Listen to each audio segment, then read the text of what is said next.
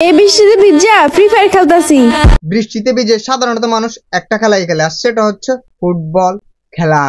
কিন্তু আমাদের এই অসাধারণ আপা, মানে আমাদের টিকটকার আপা, বৃষ্টিতে ভিজে খেলছেন ফ্রি ফায়ার, তাও সেটা মোবাইল দিয়ে নয়, মোবাইলের কাভার দিয়ে। আমি কোনো ছেলেতে আসক্ত না, ফ্রি ফায়ারে আসক্ত আছি। ও আচ্ছা, আপনি তাহলে ফ্রি ফায়ার আসক্ত, কোনো ছেলেতে নয়। তো তাহলে যেই ছেলেটাকে নিয়ে আপনি সমুদ্রের পারে লুতুপুতু করছেন ওই ছেলেটাকে। আপু, আপনাকে একটা কথা বলি, আর সেটা হচ্ছে কি জানেন, আসক্ত জিনিসটা কিন্তু আসলেই খুব খারাপ, হোক সেটা মানুষের প্রতি কিংবা গেমের প্রতি। তো অবশ্যই নেশা কেটে গেলে ভিডিওটা ডাস্টবিনে ফেলে দিবেন, অর্থাৎ ভিডিওটা ডিলিট করে দিবেন।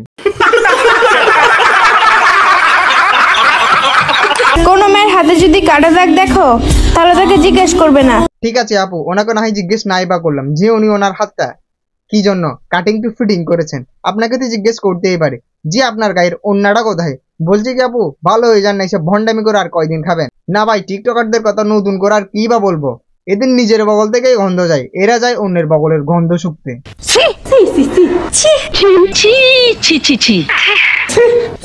কাটা দাগটা কেন নিচ থেকে বুঝে নিবে কোন এক পুরুষ তাকে খুব বাজেভাবে ঠকিয়েছে।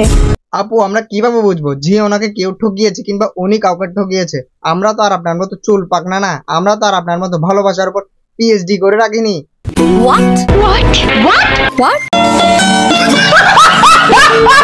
তো আজকের ভিডিও এই পর্যন্তই ছিল। তো অতএব ভিডিও দেখবেন, হাসবেন এবং ভুলে যাবেন। ভিডিওটি সম্পূর্ণ বিনোদনের জন্য বানানো হয়েছে, আপনাদেরকে হাসানোর জন্য বানানো হয়েছে। তো অতএব ভিডিওটি দেখে অবশ্যই একটি লাইক, একটি কমেন্ট, একটি শেয়ার করে দিবেন।